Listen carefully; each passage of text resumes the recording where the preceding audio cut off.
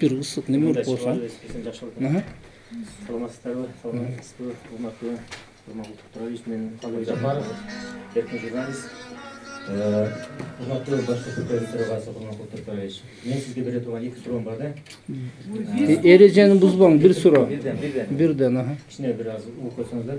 Бүгүнкү күндө Сокулук районунун жашоочуларынын арыздары каралбастан укуктары тебеленип жатат. Сокулук РУДС прокуратурасы жер мошенниктер менен бир тараптуу иштеп, элдин көйгөйүн чече албай жатышат да. Абордо эки конушундагы мыйзамдуу жер ээси Барипа Нусубалиева Сокулук РУДСынын тергөөчүлөрү, анын ичине Шабдан Алимбеков деген тергөөчү кызмат абалынан кыянаттык менен пайдаланып, мыйзамсыз тергөө иштерин жүргүзгөн.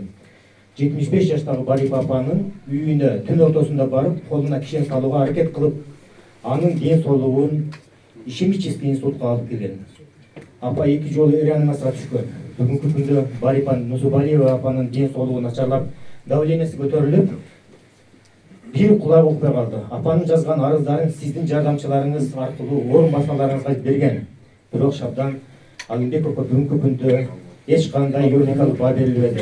Барипа Нусубалиеванын жерине жер мошенниктери жасалма документ жасатып алышкан.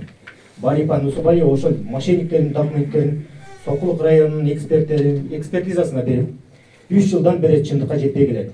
Бул документтердин акыркы 3 айдан бери Чүй областтык прокуратурасы колго алып көзөмөлдөйт. Жыйынтык жок. Сокулук райондук экспертизасы жарымы таза эмес деген жыйынтык чыгарып, эсибизди оотарды. Калыбек мырза. Мына Сокулук районунун экспертизасынын шалаклык иштери боюнча тергөөчүлөрдүн зордук зомбулук боюнча кабарыңыз барбы? Кабарыңыз болсо, ушул эң баш кызматкерлерге кандай чара көрөт элеңиз? Эгерде жеке кабыл алсаңыз, да кенден сиз эмне кылып бересиз? Мен сизге сразу жооп берейин. Бул маалымат бизде жок экен. Мына башкармачынын башчылары да отурат. Бул факты боюнча жок экен. Сиз убакытты белгилеп келе жаткан 4-күнү же кийинки 4-күндөрү чакырабыз. Ошол жарандарды эшитип келиңиз, карайбыз. Ал эми Сокулук району боюнча бизде Сокулук Аламидинде эң жер боюнча чыр көп райондор. Сокулук Аламидин боюнча бир нече кызмат адамдарын камадык. Үйлөрдү, жерлерди тартып алган, госреестрдин жооптуу кызматкер адамдары менен кошо камадык. Мына мен баяндамамда айтып кеттим, уктуңузбу? Сокулук районунан 1498 гектар башка бирөөлөр пайдаланып жүргөн жерди мамлекеттик баланска алдык. Бунда иш чара аябай жүргүзүлүп атат да. Ал эми жогоруда сиз айткан апанын эгер укугуна шек келип, тергөөчүнүн же башка текшерүүчү органдын күнөөсү менен ден соолугуна залал келе турган болсо, эч кимде айоо жок. Эгерде апанын өзү күнөөсү болуп чакырганда келбей жанагындай доомот койсо, ал апанын өзүнүн иши.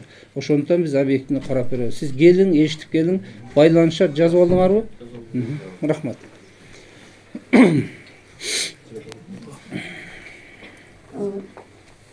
Добрый день, Аида Джумашева, 24 Киджи. У меня к вам вопрос по Керемет банку. Насколько верна информация о том, что в Турции были задержаны еще 2 фигурантов этого уголовного дела, и их должны якобы экстрадировать в ближайшее время.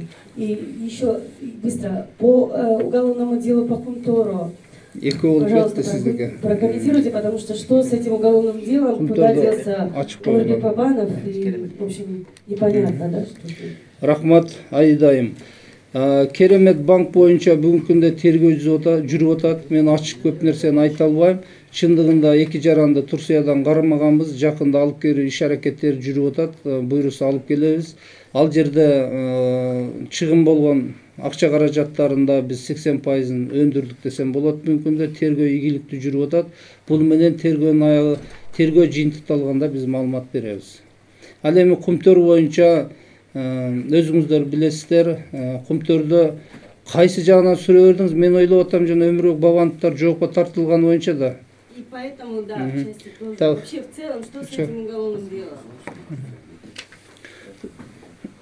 Кумтөр боюнча бүгүнкү күндө карата козголгон иштерде бөлтүрүктү сурап аткан жок булар. Кумтөр боюнча ишти козгободукпу? Улуттук коопсуздук кызматы тергеп атат. Бүгүнкү күндө ушу юридикалык баа берүү алдында болуш керек. Мен маалыматты берейин, бизде жок экен. экинчи бөлтүрүк боюнча суроо бербедиңиз да сиз жоопко тартылгандардын. Ал көпчүлүгү бүгүнкү күндө кээ бирлеринин эскири мөөнөтү менен кыскарган көп жагдайлар менен. Ал эми бул тергөө аягына чыкпагандыктан мен фамилияларын атап коомчулукка сизге толук маалымат бере албайм. Мыйзам менен тыюу салынган билесиз. Жыйынтык чыккандан кийин ал адамдар өздөрү билдирсе керек, ошондо билесиздер. А там вообще есть политики какие-то? Жок, кезек менен суроо берем. Тартип сактайлы. Нет, это же уточнение просто. Можете дополнить? Тартип сактап